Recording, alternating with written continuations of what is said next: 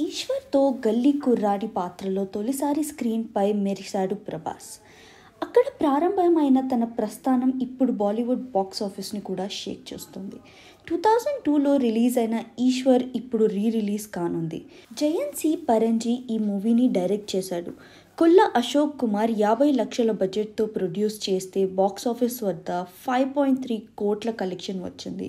ప్రభాస్ పుట్టినరోజు సందర్భంగా ఫ్యాన్స్ కోసం ఈశ్వర్ మళ్ళీ వస్తున్నాడు. అక్టోబర్ 23, 2024న ప్రభాస్ తన 45వ పుట్టినరోజు జరుపుకుంటున్నాడు. దీంతో డార్లింగ్ నటించిన సినిమాల్లో మళ్ళీ రిలీజ్ చేయడానికి మేకర్స్ సిద్ధమవుతున్నారు. ఆ మేరకు ప్రభాస్ బర్త్డేను సందర్భంగా తన ఫస్ట్ మూవీ ఈశ్వర్ రిలీజ్ చేయనున్నారని తెలుస్తోంది.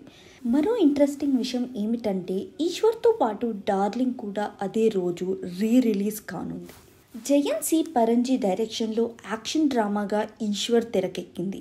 శ్రీదేవి, విజయ్ కుమార్ హీరోయిన్లా ఓ ఎమ్మెల్యే కూతుర్ని పేదింటి కుర్రాడు ప్రేమిస్తే వచ్చే కష్టాలు ఎలా ఉంటాయో ఇందులో చూపించారు. ధూల్పేట్ ఈశ్వర్గా ప్రభాస్ తన మాస్ హీరోయిజం చూపించాడు.